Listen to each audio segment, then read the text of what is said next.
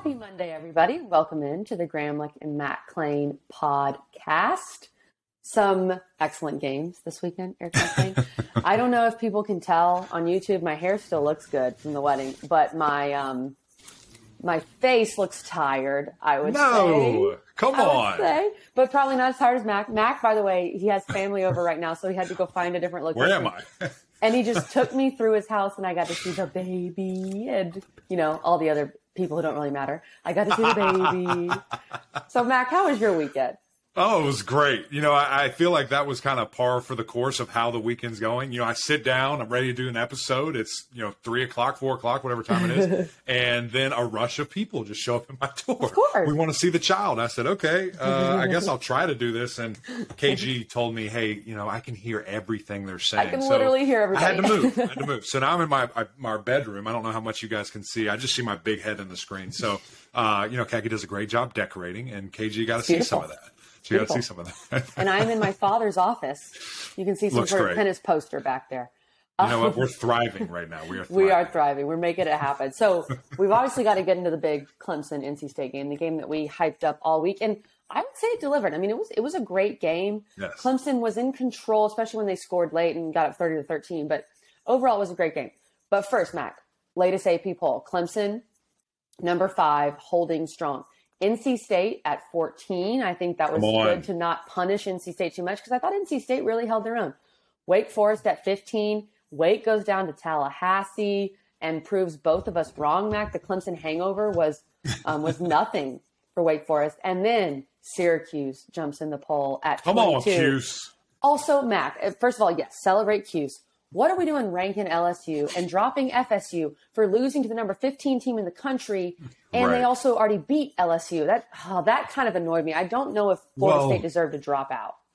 LSU must have really beaten a high caliber opponent, right? Who's thriving and doing great. Oh, Isn't yeah. that what Who happened? did they beat? Alabama? Oh, wait. They beat an Auburn team that's about to fire their whole staff? Who cares? Oh, cool. They were losing the whole game to Auburn and they won? Oh, cool. Yeah, rank them. Put them in the top 25. So stupid.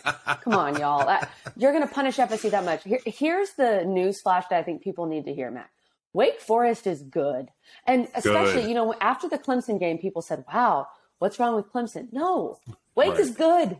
I mean, if Wake can go do that to that Clemson defense and of course, score the ball like they did and then recover, because that's what we talked about. We were like, this is going to be a very tough thing for Wake to bounce back, recover, go down to Tallahassee, win. Let's put some respect on Wake's name. They did it. Well, let's just start there because that game was tremendous. I mean, they came out swinging, really FSU. Okay. They get the ball. They march down the field, score. And then it's like, what's going to happen? Right. Well, what happened is Wake Forest scores 28 unanswered and just looks nuts. And what is so funny to me about it is just that perception, exactly what you just said, even from FSU outlets that cover this. And if they're listening, sorry, I got to call you out because I think this is so funny. They were making fun of Sam Hartman and doing like these grenade gifts, just, somebody just launching a ball and say, oh, look, this is going to be Sam Hartman on Saturday. And I comment underneath, I said, well, you better hope A.T. Perry or Banks isn't down there because guess what? That's going to be points. And that's exactly what happened. I mean, Sam just was delivering time and time again. And, man, it's impressive to see. Wake Forest is for real. And that defense, they killed these guys up front. I mean, when you saw what they were able to do, I'm going to pull up the stats here to tell you, they severely limited the rushing attack from FSU. FSU had 112 yards. Those guys are like top 5 in the country in what they do, and they cut it in half. I mean, that's a performance. That's what you need. That's what you have to play that championship level type football if you're Wake Forest. And so they delivered. And guess what? They also created turnovers. That's what they do. They got their hands on the football. They created fumbles. They jumped on the ball. And you see what happens, 31-21. Now, I did like what I saw from FSU. Now, they had a lot of injuries, too, that I think game would have been closer. I'm not sure if I'm going totally on the game would change and they would win. But the way they responded after being down and not just quitting and showing some fight and really having an opportunity to push that thing, that's big, because similar to a year ago when we're saying, how's FSU going to respond? They're 0-4. What are they going to do? Well, now you're doing great and you get punched in the mouth. What are you going to do now? And they kept fighting. And Jordan Travis, still electric. That guy's so efficient with the football. Just the running backs were bottled up, and that's what they do. I mean, that's a part of their identity, part of their offense. And when you take away that, you see the result. Great performance by Wake Forest. And yeah, exactly. Give credit to Wake. And I want to give credit to Josh Graham, who does radio in the Winston-Salem area. Come on, Josh. And I was on his show last week, and he made a point that I don't think a lot of people are saying. Wake Forest won the division last year, something they basically never do. They won the division, right? And they fired their defensive coordinator. How many teams win a division and try to upgrade at coordinator? I mean, that is a rare thing. Wake did that because crazy. they wanted to get better defensively. They knew that they had to, and they obviously have. Yes, they gave a bunch of points to Clemson, but Clemson can score. What they did to FSU and specifically bottling up the run game for FSU, which we know, as we've talked about so many times, Matt, that's what makes FSU go. And to do it in Tallahassee, to do it after playing Clemson and not let that Clemson game beat you twice. I don't know what Wake has to do to get more national respect. They may just continue to be disrespected. You want me to tell you? You want me to tell you what they got to do? Win the ACC? Clemson. They got to beat Clemson. Okay. That's what they got to do. That's what they have to do. There's a couple of things there I just want to point out. Number one, I love what you just said. Clemson can score. It's been a very long time since we could sit here and admit that. It's proven now. It's proven. It feels great. Another thing, I just have to give a simple brag right quick. My partner here, KG, has been all over radio as a football analyst. I love to see that stuff, Kelly. So you're killing it. The respect is there. Keep grinding because you're making us better. I just have to say that to you because it was really cool seeing those tweets, seeing people share them. I'm like, that's my freaking partner out here balling. Come on. I appreciate that, Mac. I am getting more calls to do those, which I enjoy doing. And, I always end up quoting you in some way, shape, or form. No. Come on. I do. But, I mean, in the end, Mac, this is a Wake team that needs to be taken very seriously. Sam Hartman is that dude. And this was a massive win, I think, for Wake and for their program. And for FSU, I think you're fine. You're 4-1. You still should be ranked, in my opinion. And what's really exciting is we have FSU NC State this weekend. That is a massive game, and both of these teams have to find a way to get up off the mat. That's going to be tough. Yep. Yeah, cannot wait to break that one down all day Friday. I think another thing to just point out, we mentioned Sam so much, and I know we talk about these wide receivers a lot, but those guys are so good. I mean, they really are. From mossing 1 dudes to 5. like it's not even funny. Jumping over them, taking the ball away. I mean, it's just – it's not – I've been saying for a while, I think they're top 2. They might be number 1. I mean, seriously, by the end of the day, when you see the depth plus the production, we've got a ways to go in this season. But I think by the end of this thing, look out. This might be the number 1 wide receiver core in the entire country. And it's pretty unbelievable to think with Wake. Just a month ago, we had no idea what to expect because Hartman was still out. Right. And now, look what they're doing. They have Army this week. Then they have a bye. Then they have Boston College at home. Then they have Louisville. I think this Wake team most likely will have one loss heading into the NC State game at the beginning of November. Right. Yeah. So y'all don't sleep on the D. Okay, let's get to the game that we had been hyping up all week. Clemson NC State. Clemson wins 30-20. Mac, I felt so completely honest, as some of you may remember. I was at my brother's wedding. Nick and I are checking the score. There was actually one of the groomsmen's fiancés was an NC State graduate. So we're talking trash. It's so fun. We were both, she wanted to know the score. So we're like, keeping her updated. And overall, I could tell from the score, it felt like Clemson was in control for most of the game. Went back and watched the condensed game this morning and saw it all there. But I thought Clemson's defense stood up, embraced the challenge for a team that gave up 45 to Wake the week before. For that, I thought the defense would show up and look better. I didn't think they'd look that good, Mac. Yeah, I totally agree with you. And I think what's interesting is when you look at how the game kind of went.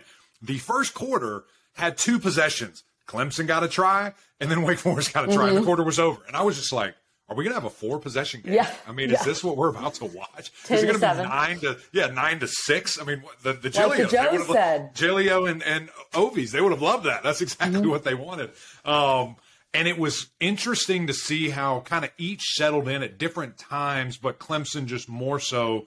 And like you said, I mean, a lot of opportunity that Clemson could have won much more comfortably, but you have to give so much credit to that NC State defense. No, I think you do. just put them in weird positions. And those linebackers, man, they were on full display. They were triggering so fast. All three of them highly impacted that game. But just ultimately, at the end of the day, to see Clemson really flex their muscles at home was impressive. DJ Uiagalelei, I cannot – we're going to have him on here sooner than later, yes, just to talk about this, because the transition that we are seeing – is so incredible. I mean, there were 5 passes in this game alone that he physically could not make a year ago. Pause. He couldn't make Which pass, tell me, I wonder if we're thinking the same one. Which pass was the pass that stood out to you from the game? The most impressive pass you made? The one to Shipley. Yes, correct. And then the one to Brenningstool, the tight end. He Brenningstool, wouldn't have made either one of those. He wouldn't have made those passes. Brenningstool, I thought, was a great play, and Brenningstool made a great play. The Shipley play, when I was rewatching the condensed game, I stopped. I watched it again. I stopped. I showed it to Nick. I stopped. I showed it to my father, because I thought he literally did not look Shipley's way until he threw the ball. He just knew he was going to beat something. Yes, and that's the difference. I thought that throw completely encapsulated the difference between last year and this year with DJ. 100%. And then the last thing that is a naked bootleg. Clemson would never, ever call a naked bootleg for him a year ago, even the first couple of games. But he's just gotten so much more confident. And you know, it's so funny that, again, I know I keep going back and forth with this, and some of our regular listeners are probably tired of hearing me say this, but even in that Georgia Tech game, he was a shell of what he is now. He threw the ball at 50%. It's unreal. He got sacked 3 times, and he rushed for an average of 1 yard per carry. Ever since then, he's rushed for 7 yards a carry. Yeah. He's so effective. He's so hyper accurate. It is truly amazing. I mean, there might be a docu-series about this. There should be. I'm not going to say a 30 for 30. We'll see what happens. But it is an unbelievable turnaround. And he put the team on his shoulders. And I thought he ran the ball so well. You saw a couple of massive runs there. And then ultimately the defense, I mean, holding NC State to 30 yards. Listen, Joe said that Demi was going to be their X factor, and Demi didn't even hardly play. Like, they took him out of the game. Yes. And so they completely wrapped it up. KJ Henry balled out, was so, just instrumental in so many different things. The corners, got better. We saw some growth there, still a ways to go for that secondary, but really impressed with the D-line that did not have Brian Brzee, that did not have Xavier Thomas. So look out. The guys are getting better, and they're getting right in the thick of this season. It felt like the D-line felt called out a little bit. Yeah. And KJ Henry, Miles Murphy, Tyler Davis really came to play. When I think about DJ's transformation, the one name that's come to mind recently over the last couple of weeks, when we talk about, is this the greatest comeback we've ever seen from one season to another? Joe Burrow comes to mind, because people forget Joe Burrow's first season at LSU, he was not very good. Now, they brought in a different offensive coordinator, and he had all these weapons, and I think he had maybe 13 touchdown passes in the first season. Right. And he didn't have all that hype, so it wasn't as crazy, I guess. It wasn't as much pressure for that 13 touchdown season. No one really cared. But it's similar to that, because Joe Burrow went from kind of a dink and dunk game manager, can you win with this guy, to the best player in the country. Right.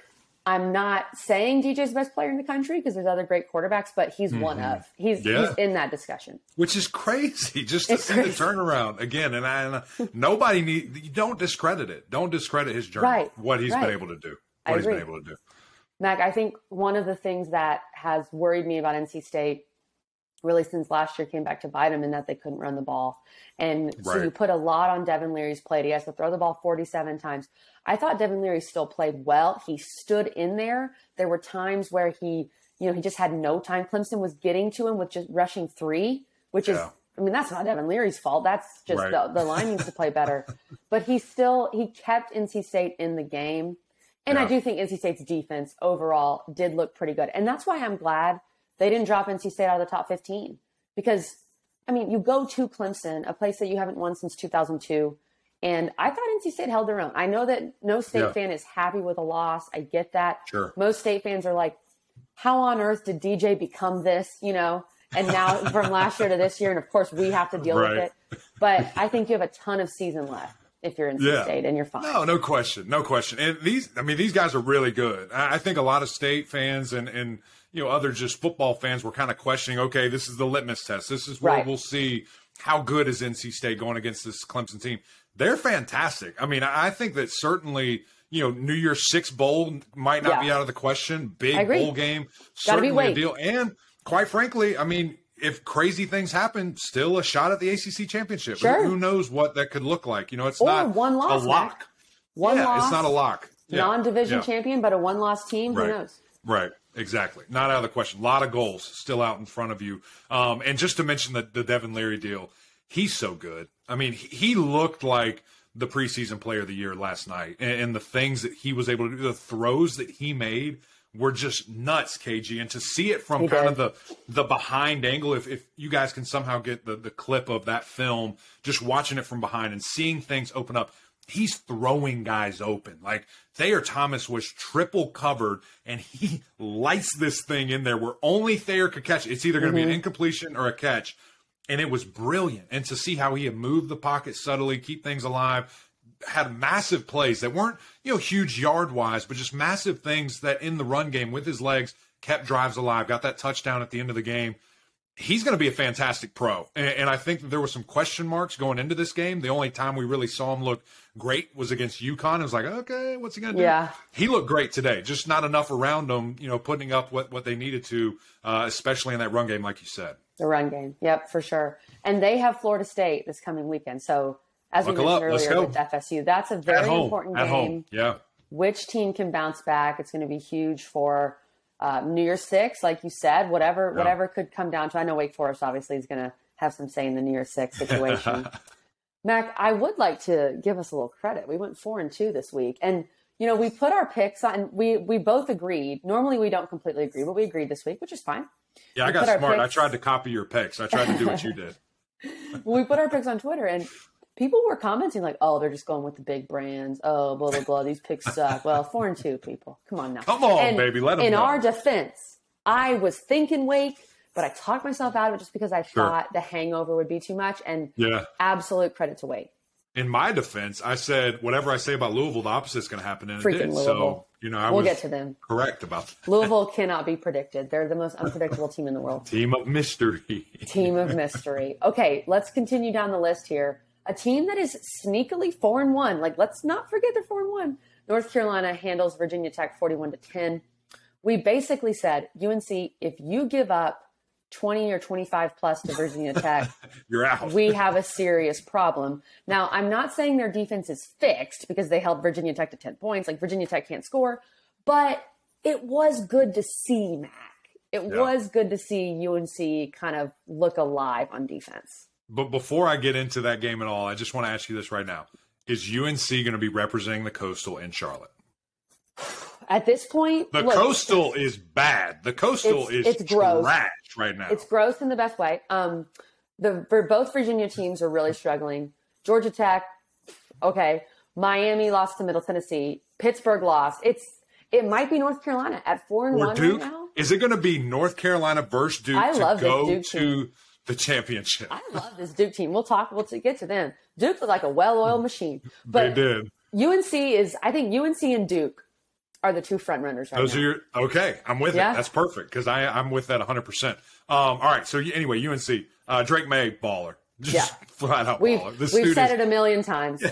He's so good. The way that he distributes the ball, the way he sees the field, the throws that he makes, the way he can extend plays with his leg, his footwork that just matches up with his accuracy. It's incredible to watch. And I think UNC, be happy and excited. You get him one more year, and then he's going to go on and be a first-round draft pick. Go to the league. That's what's going to happen. And it's crazy to see. And, hopefully this will help in recruiting and get some guys, and maybe he gets to play with them for 1 year. But a great win. Good job there. Defense did something. Happy for him. Proud of him. But, we need to keep growing and keep figuring that out. But 4-1, like you said, receiving some votes in the AP.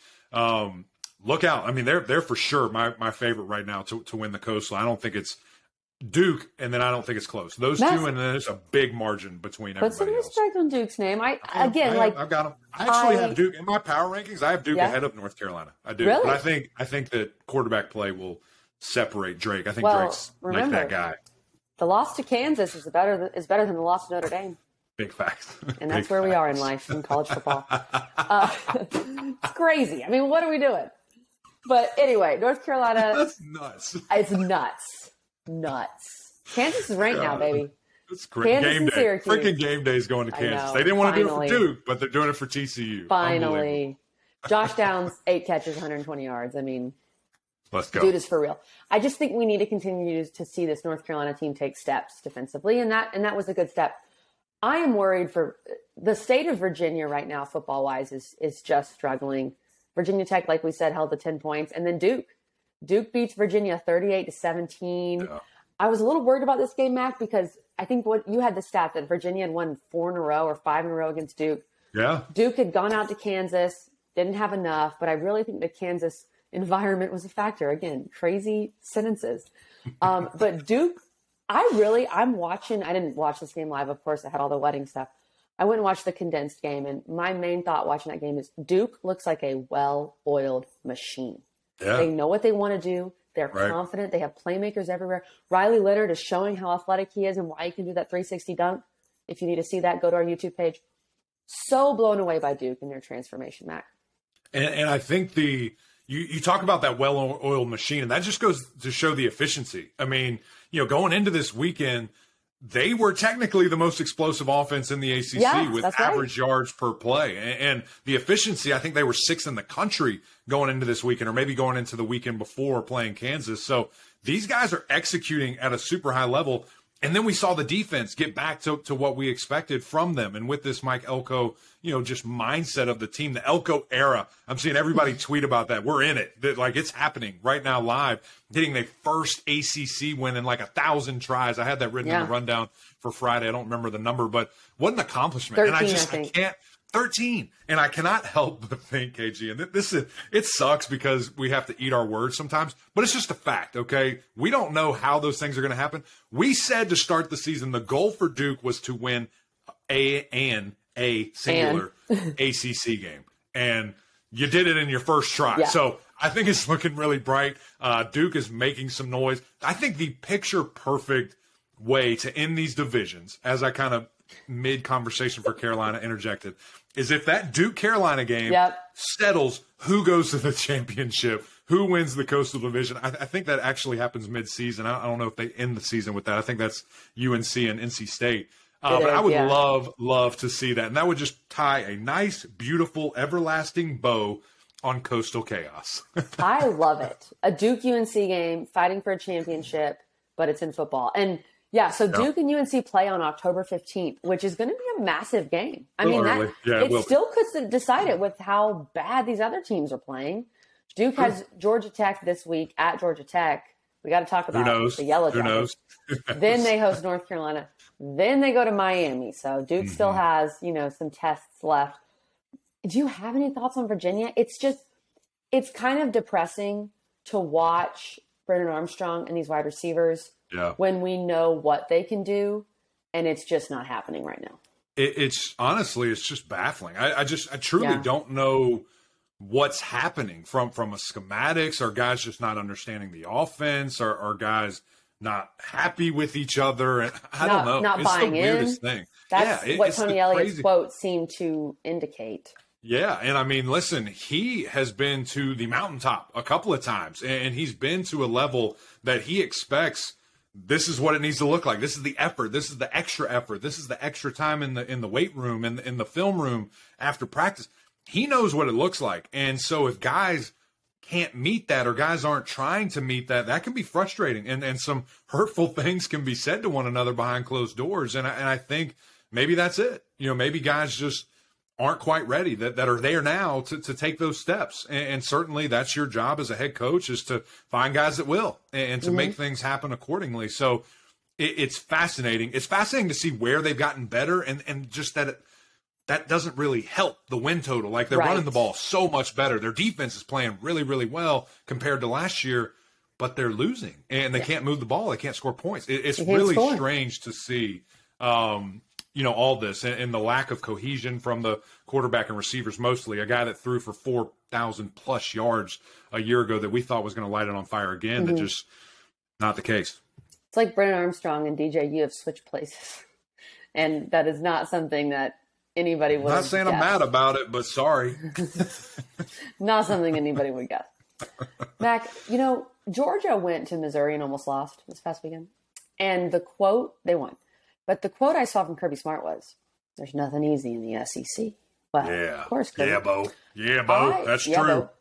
I would say for Louisville and for Georgia Tech, and for Pitt, there's nothing easy in the ACC. That's right. Because these are the two games that just kind of baffled both of us. Yeah. Boston College beats Louisville 34-33 in Chestnut Hill. BC, and you've heard it on the podcast, BC is a team that we were both high on. They have looked so bad. Yeah. Their line can't protect. Djokovic looks really frustrated. They can't run the ball. So Louisville comes to town, and you're thinking, okay, Louisville's going to be fine because Louisville just beat South Florida and looked great. And Boston College, Phil Djokovic and Zay Flowers have an absolute day. And I think the bottom line with this game, Mac, the factor that we didn't really think about is, weirdly, even with Malik Cunningham in this game, the best player on the field is Zay Flowers. Get him the football and let him make plays. 5 catches for 150 yards and 2 touchdowns. Do the math. What's that average? Come on. 30 yards a catch. That's insane. That's insane. A bad boy. Zay is the truth.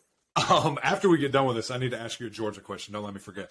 Okay. He is the truth. And to see this finally come to fruition, I mean, that's what we thought this could Where's look it like. Been? Yeah, and what's even crazier is Phil completed 18 passes for 300 yards. I mean, that is disgusting. He was 18 of 21. Where has that been, Phil? Please tell us, because we've been waiting on it. And, I like what I saw, though. They rolled him out. They moved the pocket. I mean, that's coaching at the end of the day. Things. They made some adjustments. And it helps. It helps when you play the team of mystery. That's fantastic. You get to do great things and have this kind of one-off game. You know what your consolation prize is? Clemson comes to town and you're on ABC. Congratulations. Have fun with that. But, just seeing those guys, seeing Zay Flowers, just showing how special he is. I mean, social media erupted and kind of just says, there he is, first-round pick, Zay Flowers. And I think he has that capability, because when you look at, I feel like my voice is cracked like 5 times in this episode, that it's just something's going on. I don't get it.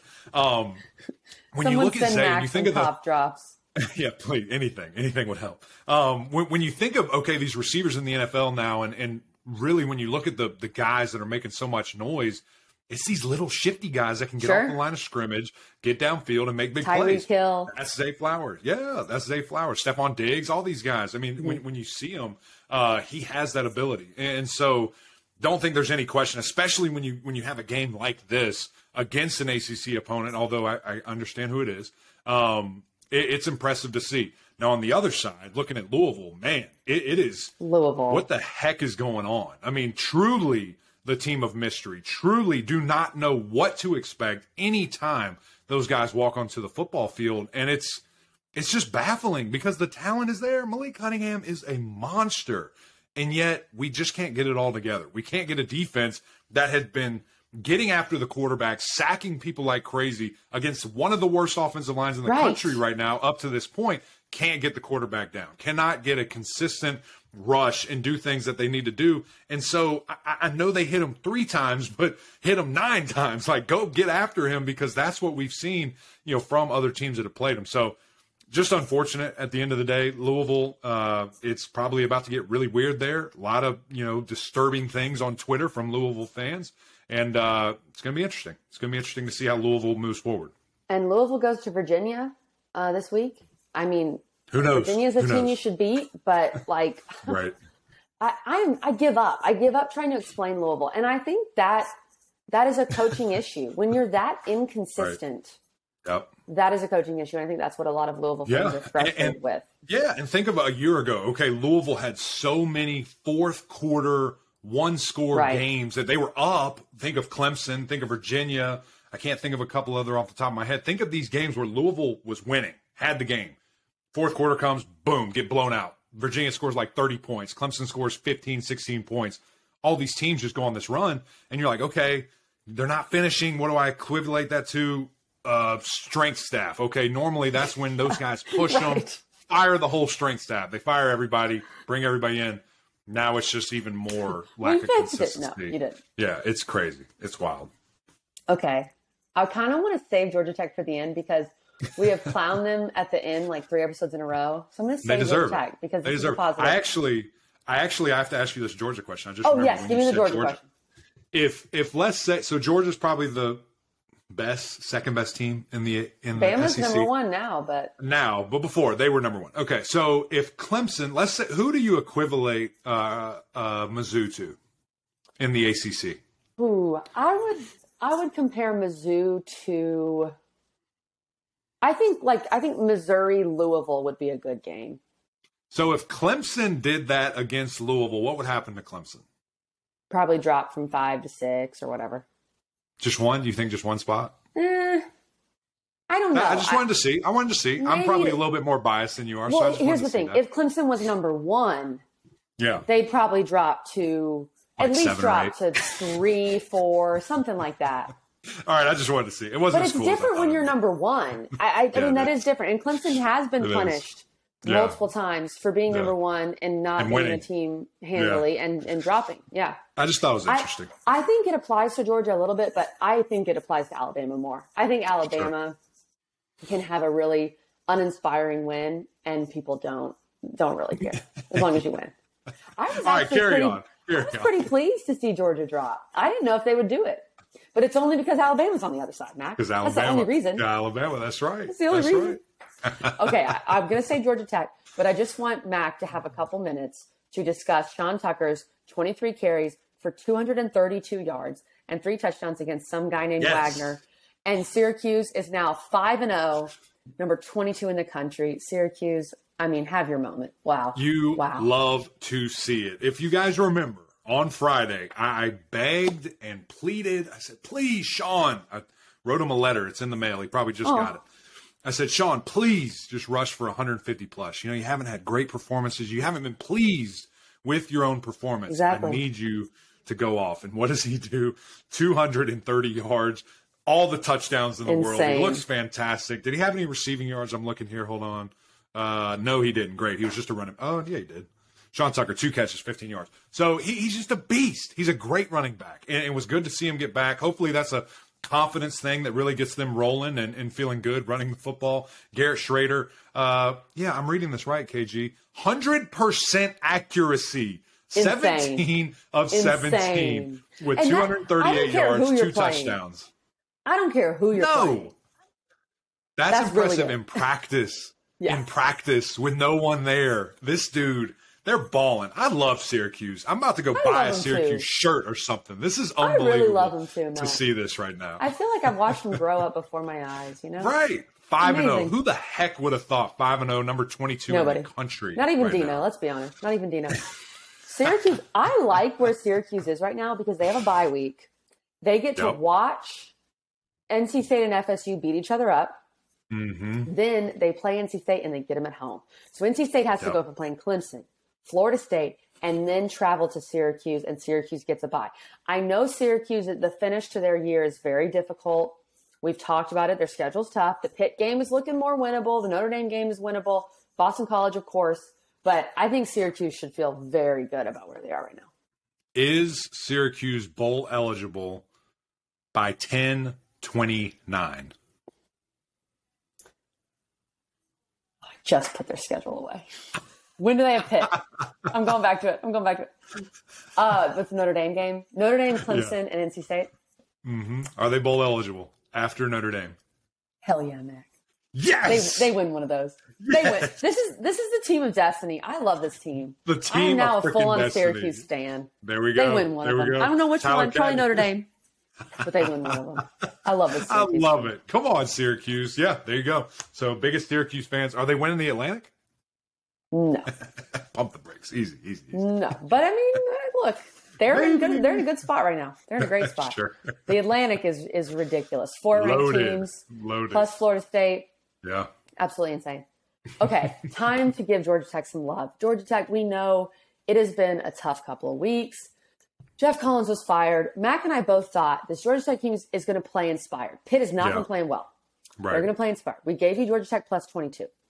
Now, I'm not going to take too much credit because no part of me had Georgia Tech winning. No. And Georgia Tech beats Pitt 26-21. The big difference maker here are the 3 turnovers that Georgia Tech forced. Pitt had 2 fumbles and threw a pick. And those weren't really, Georgia Tech forced them. So I want to give Georgia Tech credit. And the way Jeff Sims played, I thought Jeff Sims looked really good. They did just enough to win the game. They believed. They hung in there. I feel good for these student athletes because I know they've been through a lot this season, Mac. Absolutely. And that's, we spoke about it on Friday. Crazy things happen when an alumni takes over as the interim head coach. We've seen it at FSU like 13 times, 3 times, 4 or 5 times. We saw it at Virginia Tech in the bowl game. We saw it at Virginia Tech. And now we're seeing, not the bowl game. They got aired out. Don't bring up the bowl game. Oh, my gosh. No, the Virginia game. Excuse me. The Virginia game. My apologies. Now we're seeing it with Georgia Tech and the inspiration with Coach Key. And you heard it afterwards. I love the interview with Jeff Sims after with Taylor there and just talking. She said, we off camera, we just had a really cool conversation. I want to just bring that back up because it's so meaningful. And Jeff says, listen, we were devastated when our coach was fired. That's our guy. That's why we all came here. And I think people don't think about that enough. They don't. Especially administrators when they're making these decisions. They're just like, fire him. Let's, whatever. They don't think of the 100+ people that came to that school because of this man. And he said, look, we were devastated. And what happened? Coach Key was named that, and he put his arms around us and said, listen, boys, I've been here, done that. I've been at this university. I've won at this university.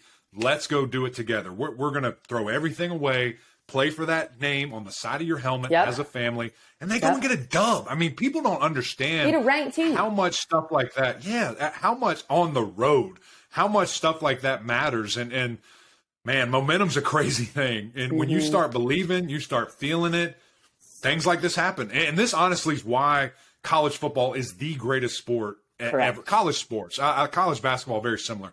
That things like this doesn't happen in the NFL. You can't explain it. No, you can't. It's just it doesn't crazy. Make sense. It's crazy. It's absolutely crazy. So huge kudos. That defense kind of bend, don't break. Pittsburgh, was down big at one point. Keaton Slovis goes for 300 with 3 TDs, but the run game just absolutely not there. That's been a big staple for Pitt all year long. Defense did enough. They got after the quarterback. They hit him. They had some sacks. They had 4 sacks, 11 tackles for loss. But just those turnovers were insurmountable. They just couldn't get over it. And Georgia Tech gets the dub. The Coastal is nuts. Per usual, Chaos. Every year, last year ever. Let's make it crazy. This is my last thing, Mac. I love when people tweet at you and they'll say, Mac, what the heck? Louisville, what is wrong with them? Or Georgia Tech. And you just respond, it's college football. It doesn't make sense. Don't hurt yourself. And that's why we love it. The one thing that I think, KG, you and I have really discovered even more so now that we've been doing this thing for a couple of years, the more you study, the more you prepare, sometimes the least sense it makes. It's true. Sometimes you just have to think, you know what, Georgia Tech, they're going to rally. Pitt hasn't looked good. Take Georgia Tech plus the points. Who knows? 100%. Something crazy is going to happen. Who knows? Well, guess what? Something crazy is going to happen this weekend. Cannot wait. Agreed. We're going to have a massive guest on Wednesday, help us preview the game that we deem game of the week. And then, of course, everything on Friday. We're going to get after it. Cannot wait, guys. Another great episode. Gramlich and Mac Lane, thank you for joining us. Go get Sirius XM. Get it in your car. Get it on your phone so you can just take us wherever you want to go. But we also need you to go over to YouTube. Rate, review, subscribe. Go over to Apple Podcasts. Always good from hearing from you guys over there. The OGs. But until next time, we'll see y'all.